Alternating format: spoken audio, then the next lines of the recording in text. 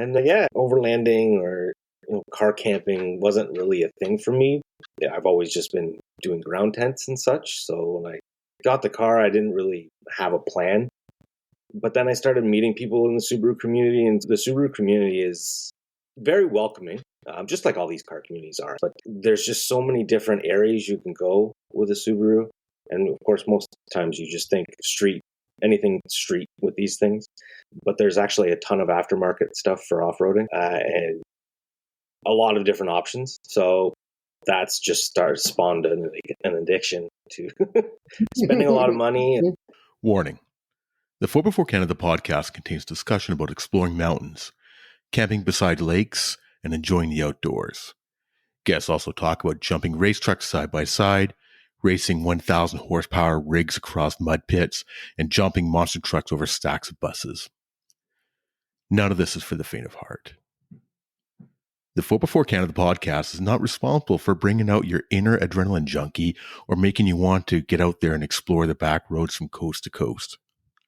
The 4x4 Canada podcast is not responsible for broken parts due to jumping your vehicle, hitting mud poles too hard, crossing deep streams, and doing other dumb shit. However, we will take credit for inspiring you to explore mountaintops, spend quality time outdoors with your friends, or meeting new like-minded people, and most importantly of all, following your dreams. Welcome to the 4x4 Canada podcast. I'm your host, Trisha. And I'm your other host, Wes. And I'm Jason. Welcome to the podcast, Jason. Really excited to have you on board. Sneak peek for our listeners. We're going to talk about Subarus today. Yep. And a lot of people just think they're for the granola eating ladies that go to Starbucks, but Jason's here to prove us wrong. They're very capable vehicles, and I've been on a few trail runs of vehicles with Subarus, and they've actually surprised me. Really looking forward to talking about Subarus and overlanding and all that stuff. So first of all, I want to get through a little bit of housekeeping here. You've probably noticed on our Instagram page at 4x4 Canada podcast that we have been asking a question every Wednesday. What was your first mod? What's your next set of tires? There's been a number of questions, and the responses have been really interesting, and the response has been great, actually. And just want to ask people, if you have a question that you would like to see on the question of the week, let us know. Shoot us a DM on Instagram, and it'd be really interesting to see and hear what everybody else has to say about your questions. So I've got a couple cool ones coming up that I've thought of. Trisha's got some neat ones, and we want to hear you guys and what you guys want to hear from other listeners as well. Just to do a quick recap, last week we had a interview with the Axle Busters mega truck races out of Alberta. And if you haven't listened to it, go back, check it out. These guys are running the mega trucks.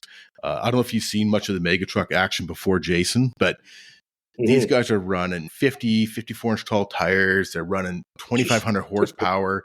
They're basically full-blown monster trucks. And so they're doing tricks. They've got Big Al's event out in Saskatchewan where they have basically a freestyle competition, and they've got the extreme mud racing. But they've actually opened up a whole new series in Western Canada. So BC, Alberta, Saskatchewan, and it's going to be a really neat series, but these guys are just plain nuts. So we had a really good talk with a couple of the guys there, and go back, check it out and listen to it, because it was some good laughter and just some good learning about something that you don't typically see out in the outdoors. So next week we have a interesting interview coming up with Sherry, and she's known as Sunny and Cher on Instagram. She drives a yellow FJ. She's out of BC, and she's become quite popular, and it's going to be a really good talk with her as well. Find out some of the ins and outs behind the Instagram world and how she got into the 4x4 world and the overlanding world. Next week, Sunny and Cher, yellow FJ, and into our guest today, he's well known on Instagram as Canadian Battlewagon. And welcome to the show, Jason. It's a pleasure having you on today. Thanks very much for having me. It's a little bit of your different content, but we're really covering the overland world as well too. We've got everything, like say, from the mega trucks. Last week we had Nicole McCrossin coming out earlier this month with her Class 4 Bronco racing out of Ontario. We had the Dirt Divas. They did the Rebel Rally. And a few weeks ago, we had Tasha from Ottawa, from your area, and we talked about Jeeping naked. And then we also had the Trillium guys a couple weeks ago, and Dirk Raj. Dirk Raj was, Oh, wow. yeah, he came on a couple weeks ago. What I'm trying to say is Subarus or not, it's all part of overlanding. They're becoming quite popular. Yeah. And we also had the guys from Flat 4 Off-Road in Calgary. Yep. Chase has a really great YouTube channel about his Subarus. And every week. Yeah. He does. He really does go everywhere with that thing. Yeah, I've seen some videos of him climbing up rocks and stuff like that, and it's like, holy crap, right? So firstly, Jason, welcome again. Mm-hmm. And where can our listeners find you and follow you on Instagram, your socials? Where can they find you? Canadian Battlewagon on Instagram. I'm trying to keep as active as I can on that. I'd say that's probably the most active I'd be is on that platform. Okay. And then I just played around as a joke with YouTube, which is Doghouse Expeditions. It was just like I said, just playing around and morphed into something that I'm actually really passionate about, I guess you could say. It's another little hobby, and I've been doing photography forever. Video is a whole other world, and so now I'm learning the ins and outs of editing and things like that. So it's a lot of fun. That's cool. I was going to say, you actually spell Canadian Battlewagon weird on Instagram. So maybe if you can spell it out for our listeners, we'll put it in the show notes as well. But maybe if you can spell it out for us. Okay. So I did a little sort of abbreviation, I guess you could say. Not short form, just because it is quite long. So it's CDN and then _ BTTL and then WGN. Perfect. So let's talk about the Subaru. Jason and I first met at the Overlanding North event last summer. It would have been at Albin Hills. Yep. And it's funny because I was walking down the pathway just looking at rigs and checking them out, and I saw the Subaru, and I'm like, wow, there's a Subaru here? I was like, I think you're the only Subaru at that time in the lot. And I'm like, oh my God, he's like lights and pods and a rooftop tent. I'm like, this is so cool. It was so sick. Yeah. I'm like, I gotta find out who this guy who has this Subaru. They're like, oh, it's Jason, the photographer. I'm like, oh, he's running around somewhere. I'm like, okay, gotta find him later. And then we end up meeting at like the off-road training event, and then you're taking photos and stuff, doing the teeter-totter, and he took a couple of like photos of me. Yeah. So that was cool. Thank you for those. No problem. Thanks for some good shots. So let's talk about the Subaru first. So you do have quite few mods on the Subaru. When did you get it? And you want to tell us about your modifications on it, and all that jazz. Sure. Yeah. I got it right in June 2020, right in the thick of the COVID. And it was actually between a Toyota RAV4 and a Subaru. And the deciding factor, which is a love-hate relationship right now, is the manual transmission. I love it to death, don't get me wrong, but I'm sure later on when we start talking about going down any sort of trail or anything like that's when I don't like it so much. It's not very clutch friendly at that point. And overlanding or car camping wasn't really a thing for me. I've always just been doing ground tents and such. So when I got the car, I didn't really have a plan. But then I started meeting people in the Subaru community, and the Subaru community is very welcoming, just like all these car communities are. But there's just so many different areas you can go with a Subaru. And of course, most times you just think anything street with these things. But there's actually a ton of aftermarket stuff for off-roading and a lot of different options. So that's just spawned an addiction to spending a lot of money. And then, so I guess it's like an unwritten rule to the first thing you do to a Subaru is get some mud flaps and then go from there. So that was your first mod, the mud flaps. Yeah. And then there's a company out of Quebec called LP Adventure, and they provide, I think, everything, any sort of mod to my car is all from them. I'm head to toe with their lift kit, all of their body armor, wheels, everything. And what was that company name? Just give them a shout out because, obviously you're a supporter of them. Yeah. What was the company name again? It's LP Adventure. Okay. French. Yeah, they're out of Le Chute. Okay. You mentioned a couple of the mods you're running, but obviously you've got a lot more. So let's talk a little bit about the lift and what you've done for your tires and your skid plates. And we do know that you are running a rooftop tent in that. So maybe if you can give us a walk around on the rig. Sure. Yeah, so I've got right now, it's just a 1.5 inch lift, like a puck lift sort of deal.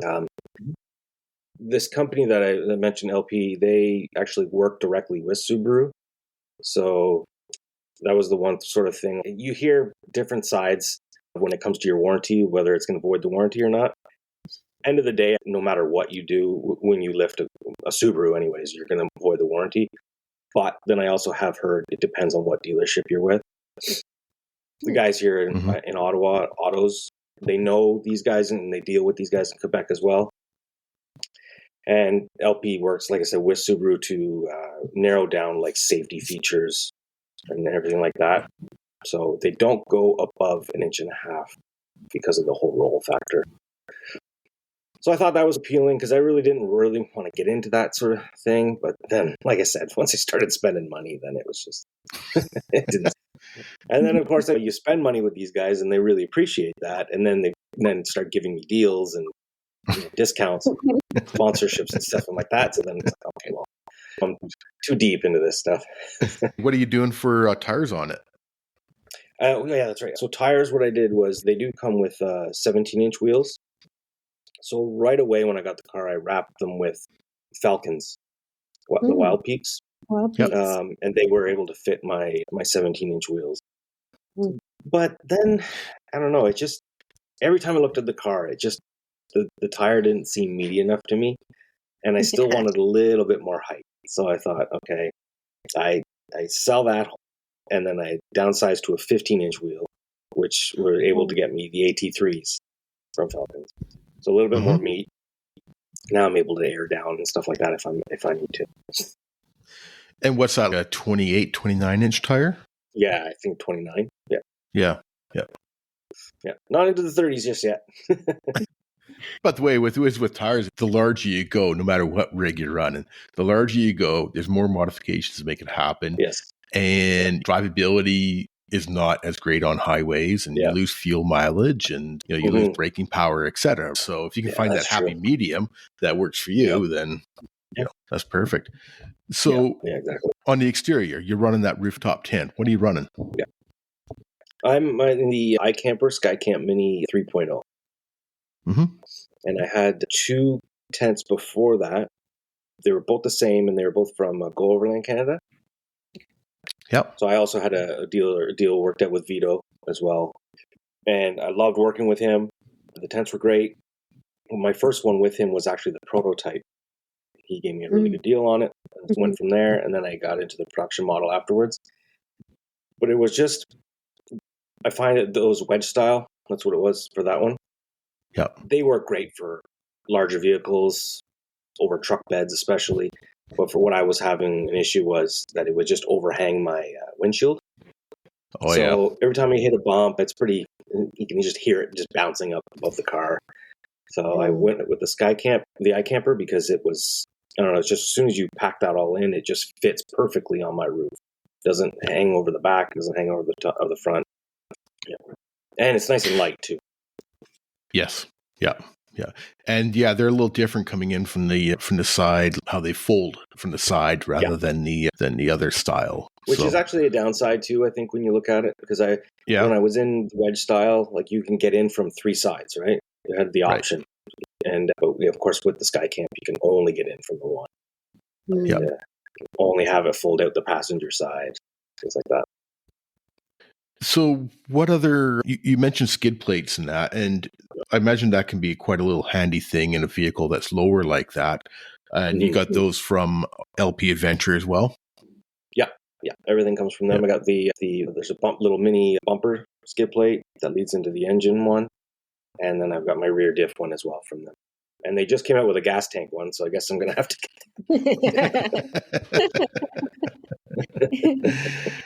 get Might as well. It never ends. Yeah. What about your They've come in handy though. I've used them quite a few times already. Heard a lot of bashing and dinging on the bottoms. Yeah, I guess because Subaru does ride a little bit lower, right, to the ground. Yeah. So skid plates definitely would probably make a difference. Yeah, and the approach angle on my car is, well, I don't really have a great one at all. So it's I hit that one quite a few times. It's a necessity. So you need the gas plate tank plate. Get it? Yeah, that's right. What did you call it? The gas tank plate? Gas tank plate. What about your lights? I love your lights. You have a set of pods on your front of your grille, and then you have 2 pods on your windshield, like out to the side. I like them. They look good. Yeah, so I've got the larger 5-inch pods on the bottom, or right in the front. That's actually a bumper guard, they're called, from LP. And they have the mounting holes already pre-drilled in there. So that was quite handy. And then I've got the 3-inch pods for the ditch lights. And then eventually those are going to be coming off and replacing with the newer versions of those. And then the old pods will go back to my chase lights. And they're all from Vivid Lumen. Oh, Vivid Lumen. Okay. Yeah, Vivid Lumen is a good company. I don't know if I told you, Trisha, or not, but I actually have a Vivid Lumen light bar coming to me that I won on a Instagram. Yeah, Christmas time Instagram contest. It was quite funny. They did 10 days of Christmas or whatever. And I get this email about 2 weeks after Christmas said, hey, so for the lay here, you've won a 20-inch light bar. Here's your special link and stuff like that. So I go to do it and it's out of stock. Oh no. So hopefully it'll be coming in a couple of weeks. So we'll do a unboxing and a mounting video and product review video on that when it does come in. But I do want to thank Vivid Lumen for that. So yeah, they're a good group of guys there. Yep. Yeah. So what are you using on the interior? Have you done any modifications on the interior? Nothing. I'd say probably more cosmetic. Got like the piston style shift knob, which I like. It just gives you that extra throw when you're throwing into the gears. And then others have got storage options that I put in and things like that. But I haven't done anything, especially engine wise, anything like that. Once you do, when it comes to the Subarus, you start looking at a lot of more headaches. So I'm going to leave that alone for now. I'm just going to accept my fate that it's the slowest car on the face of the planet and own it. You haven't driven a Jeep yet, have you? At least you guys can get up hills. It is literally.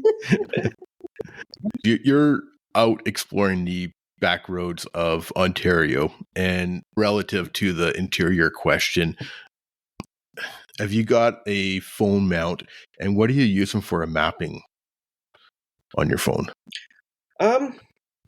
My friends.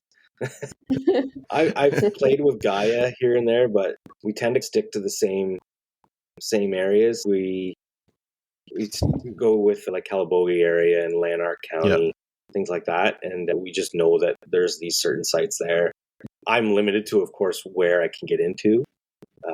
And it's funny because I go with guys who are in tacos and Jeeps and such, so they can get into all these places, but they'll accommodate me and get into the easy spots for now.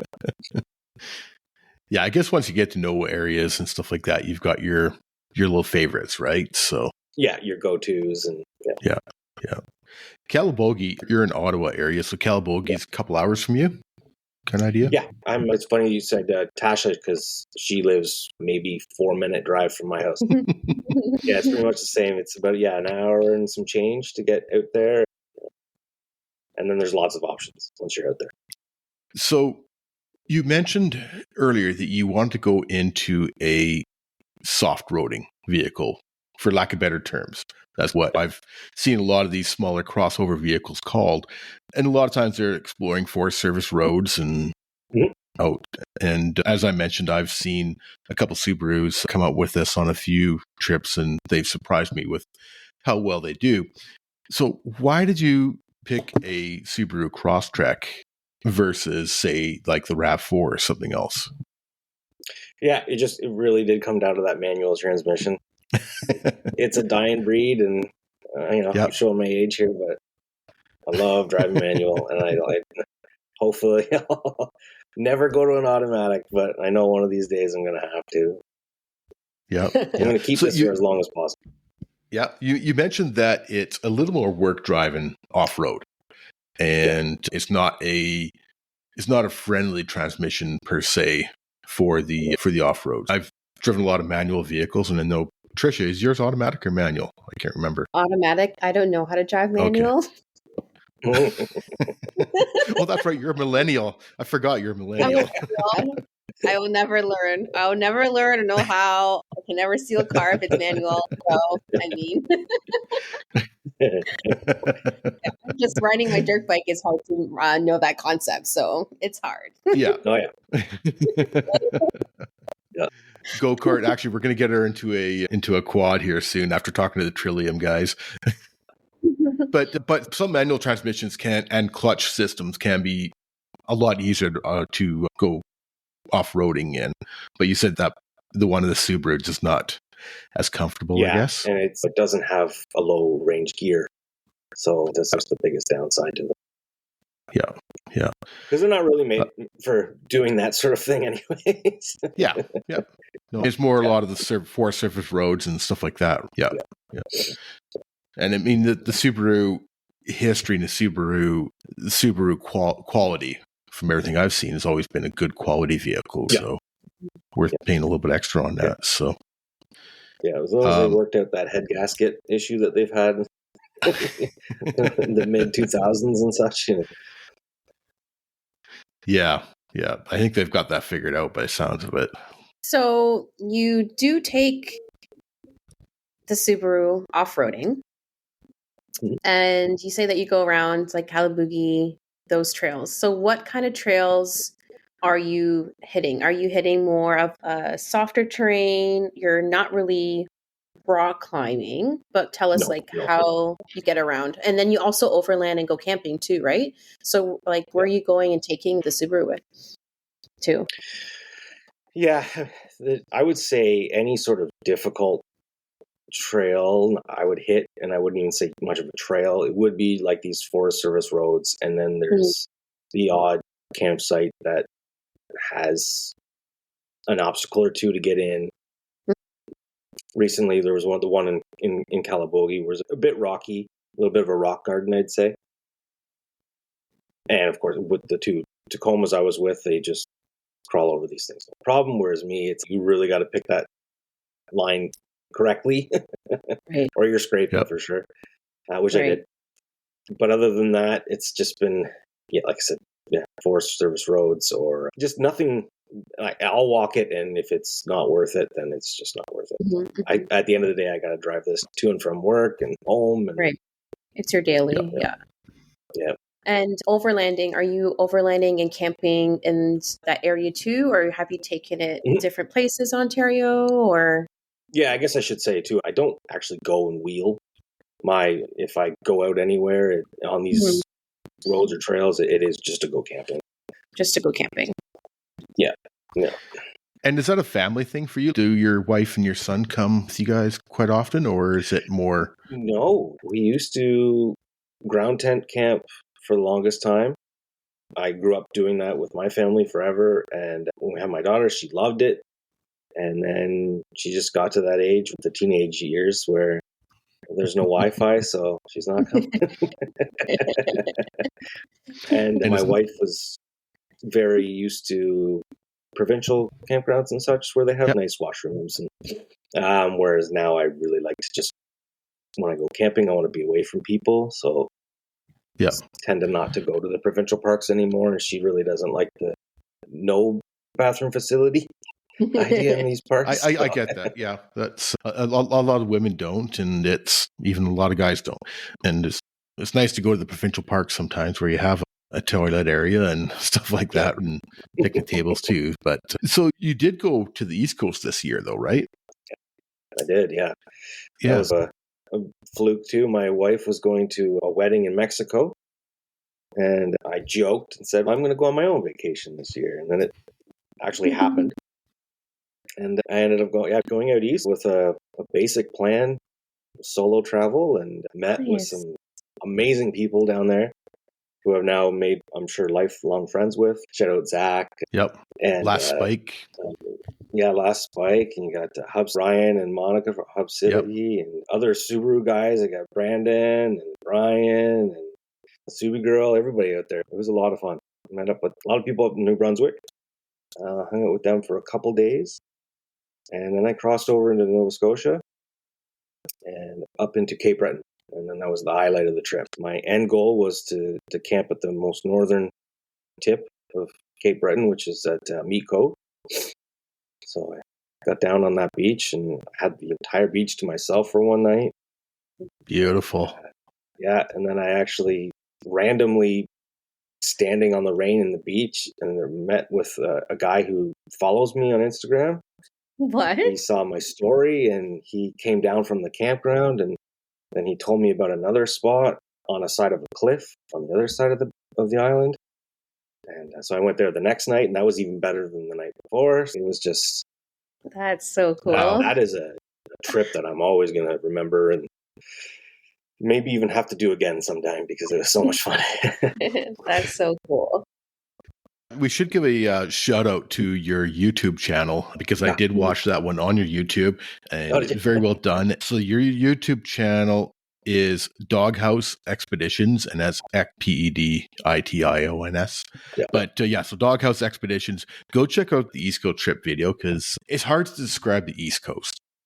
It is so beautiful, right? Like it's Ryan and Zach, Ryan's done lots of great videos on it as well too from Hub City Overlanding, but it's just so hard to describe how beautiful the East Coast is. So it is.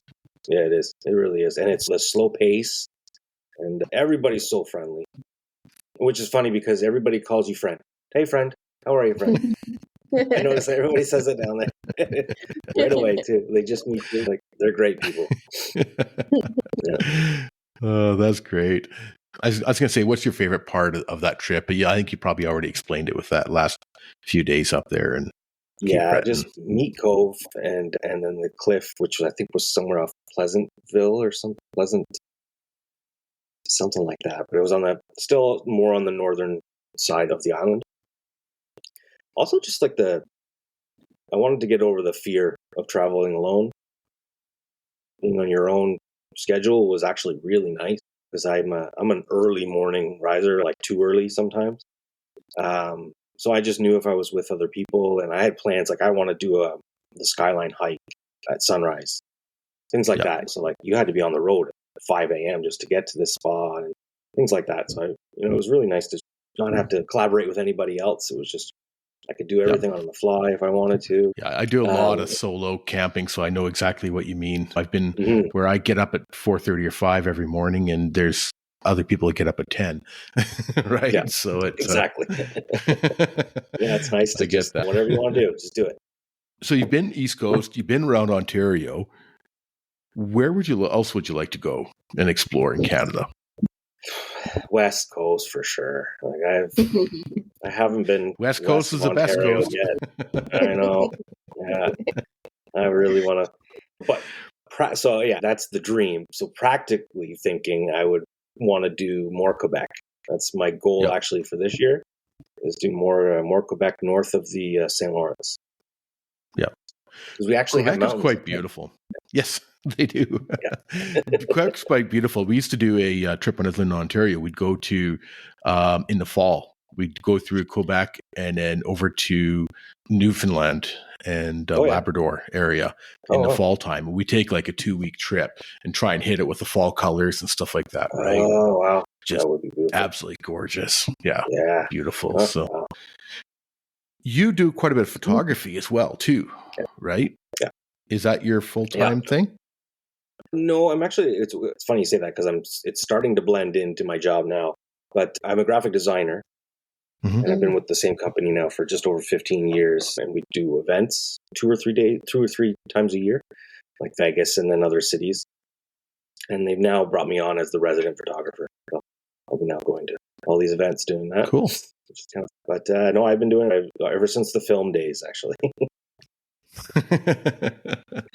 Dating myself here.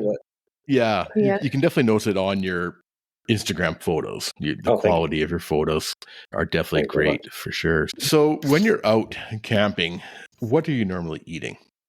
Are you a cooker guy where you do a lot of prepare and cook Yeah, meals, or are you like a craft dinner and smokies guy? I cook everything at home. So when I go camping, I tend to not want to cook.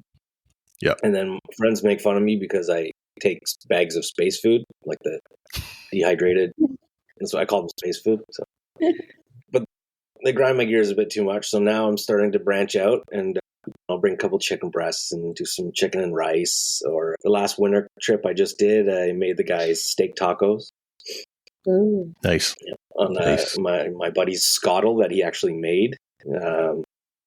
They made, oh man, those things were delicious too.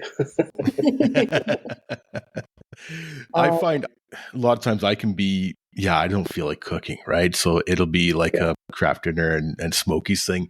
But I find if I decide Friday afternoon, I'm going to head out Friday night kind of idea. So it's just go out for one night real quick, half hour from town.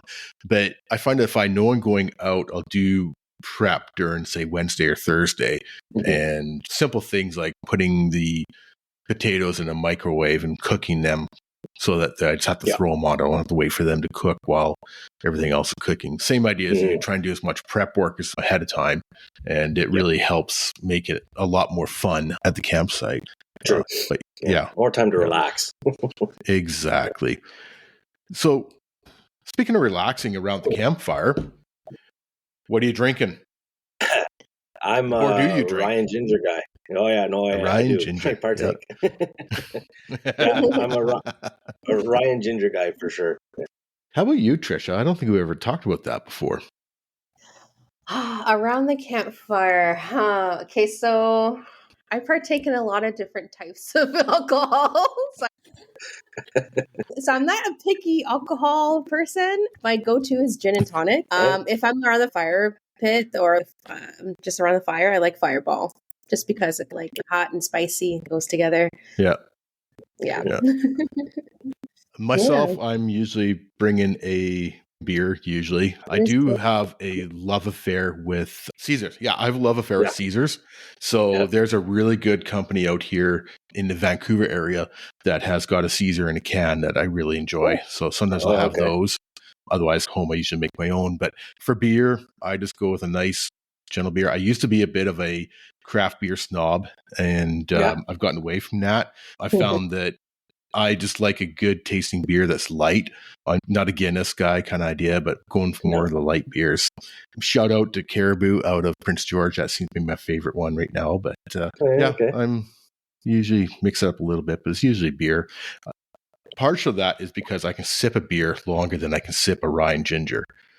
The Ryan Gingers go down a little too quick, I find. Exactly. So if I pace myself nicely with a beer, it's a little bit more filling. Yeah, that's true. Yeah. So what is your favorite time of year for camping? Or in general, I should say, maybe. Yeah. Both.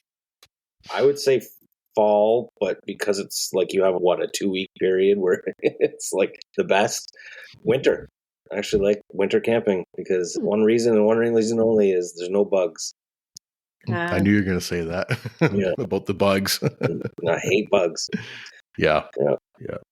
Have you ever tried those pieces that you attach to your belt or whatever? You can get them from Canadian Tire, like the bug. Oh, yeah, thermocells. Yeah. Have you ever tried those? Yeah, what do you think? Have those. And those are actually saving me because I cannot stand mosquitoes, and they love me, so that's the only problem.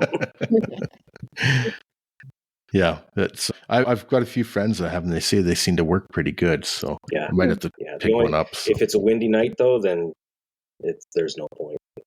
Yeah. So speaking of things that work for you, what is something that you have bought that you thought, oh, this is not going to work, or I'll try it kind of idea, and it has worked and excelled for you far beyond your belief? And then we'll turn it around. And what's one thing that you thought was going to be absolutely wonderful and a game changer that has not worked for you?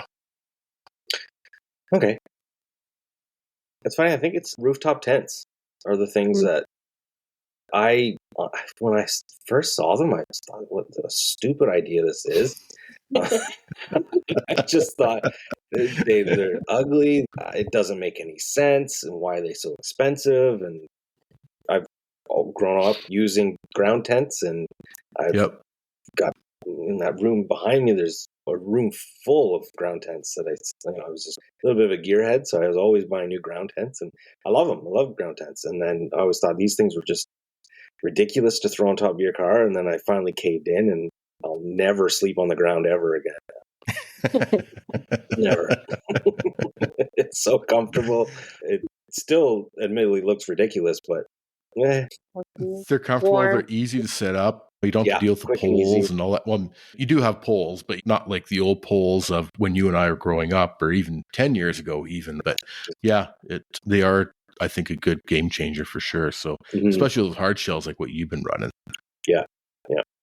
Yeah, and it's really nice to even be able to just store stuff in it too, and then compress it down, and everything. Like you said, the setup and takedown is probably one of the biggest benefits. What is one thing that has surprised you in how it didn't work for you, or wasn't up to your expectations? Hey, what I also keep on buying too many of is sleeping bags, and I've still yet to find one that is. I'm talking about winter, winter alone, because so I don't run a diesel heater, so I have to rely on a really good bag. And I do have my minus 21, which is great.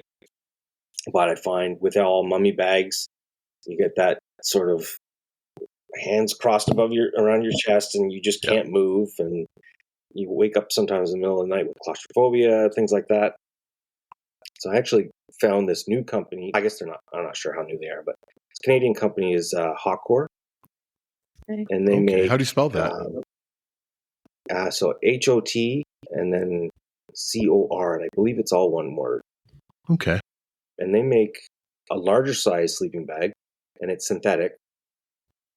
You can roll around, because I'm not one to just stay still all night long. I like to toss and turn. And so I thought this was a great idea. And the first night I used it I think it came down to 0 at the coldest. And I was too hot, and I thought, oh, this thing's perfect. It's going to be great. And then, of course, the first winter, actual true winter night, I use it. It's fine until you roll around, and then you roll into one of those cold pockets in the bag, right? And then it's just miserable. So I'm still hunting for the best bag. That's the worst. That's going to be a tough. Since being in a Subaru club, like I guess you guys have like a club, of community, a following, right? Yep. Is there a thing that you name your vehicle, like Jeeps or other trucks? Have you named your Subaru? Have you given a name? No, I never have named it. No, it's always just, I guess, refer to it as the Subi, if anything, but that's lame. Yeah, I know. It is. Okay. Yeah. No, it's not much of, Trisha and her listeners are going to have to come up with a name for you. Yeah. Okay. Don't reach out to any of my friends, because they just any opportunity to grind my gears, and they'll do it. Well, that's what friends are for. Yeah, I guess. That's too funny. So if people are looking at this and I'm calling it soft roading because it's a popular name over here in BC. So I'm not sure how popular it is over in Ontario, but soft roading, where they're using a lot of these crossover vehicles like the Subarus and the RAV4s. And if somebody wanted to say they picked up a crossover and they wanted to get a little farther past the provincial park sites and wanted to go a little farther out into the bush and that, and do some more of, let's call it overlanding for a lack of a better term, what recommendations would you give to those people, and where can they find out more information, say if they do have a Subaru and want to get involved more or learn more? That's the one thing I think is really good about the Subaru community, is how informative it is and how easy it is to get that information. Like the company I mentioned before, LP, there's also Rally Innovations, Primitive Racing, and I think they're all out in the Pacific Northwest in the States. Yeah. I think there's a few others too that deal with all this, and they have everything, all the armor, the lifts. So if they were to get into it, I would say a lift would be probably your number one thing you should do if you wanted to get into places that you want to go with your Jeep friends. And then what lift? That's always the question, right? Mm-hmm. Because with Subarus, you're always going to get, if you go with me, like I said, is the puck lift, you're not going to have any sort of articulation, anything like that. So a goal that I would also like to get into, we'll see how this goes, is a new suspension true lift for the car. And then that way I have the choice to go between. The set I was looking at was like a 2 to 4 inch lift on the fly if you wanted. Hmm. I think that would probably be my. And if you were to get into like the overlanding or car camping, I'd say is just start small and sleep inside your car. There's plenty of room inside these cars to just fold down the seats and either make a DIY platform or even just put down a mat over these things, and then it's still quite level. And try it that way and see how it goes from there. And if you want to spend the amount of money on a rooftop tent or any sort of ideas you can have from there, I think would be. There's a lot of different avenues you can go down with these cars, I find. You can just be just a soft roader. You can take these things crawling too. Like I know a guy here who FRF Overland. He's now in a Nissan, but he did have his Outback and he was going and recovering Broncos. Really? From Gallagher, things like that. Oh, yeah. Yeah, definitely lots of options out there. And that's something I've always said is if you're just getting into this, is feel it out, and you don't need to go out and spend a high dollar amount on all your gear. When I moved back from Ontario, I sold everything. When I came back here, my camping gear came out of a secondhand store, right? All the dinnerware and the silverware and all that stuff was all secondhand store stuff. And you don't necessarily need, let's find out if you actually like it first. So, and then go just from there. Just be comfortable. Yeah. Yeah, exactly. Yeah. So for sure. Now, if people wanted to learn more about, say, both overlanding and the Subaru world, where would you send them? Facebook. Mm-hmm. There's so many. I myself are in too many groups. I have to start leaving some of these because they get repetitive. But yeah, you just go to that search bar in one of these Facebook groups and type in what you want, and you'll get so many different hits. It's it's big community. So I think in every city there's probably a Subaru Facebook group for pretty much every city across Canada. So whether you're in Toronto, Moncton, Vancouver, wherever it is, and that same thing goes with Jeep clubs as well too, right? Yeah. Facebook can be a very good source. And then of course there's the Overland North Facebook group as well too, if you're in the Ontario area. And let's quickly talk about Overland North. I know you've been a big supporter of Overland North over the years, and I know you volunteered with them for a few years. Can you maybe give a bit of a rundown for the listeners that haven't been to an Overland North event before, what it is and what it's all about? That's another one with community. They're building a big community with that. Over the years that I've been to it, it's been cool to see the people that come in very green-eyed and not knowing what it's about, to then, you see them again next year. And now you see them they just got something new, like they got a brand new 4Runner, and they're just decked it right out. That's like, it's been fun to see that. It's very informative, especially when they have the gathering and they have the clinics, they got recovery or storytellers, things like that. It's cool to have something that you see in the States with the expos coming up here. I myself don't like to go to the States very often, so whenever we can get that sort of culture coming up into our country, it's good to see. Yeah. I think they've done a really good job of building that. It's almost like a family kind of idea, right? And so I think they've done a very good job on that. And we will have the guys on here shortly. We've been talking to them. We're trying to work out a schedule thing. So to have them return as guests on the show, and they've got some pretty big things coming up this year that we've been talking about. And that, definitely want to get them back on board. And if you are in another province, there is the BC Overland Rally is moving to Kelowna this year. And I think it's going to be a really good one this year based on a lot of people didn't come back because of the location last year. So I think this year's going to be a really good building one. Yeah. And then on May 10th, there is a event in Red Deer, Alberta, being put on by the Alberta Outdoor Adventure Group.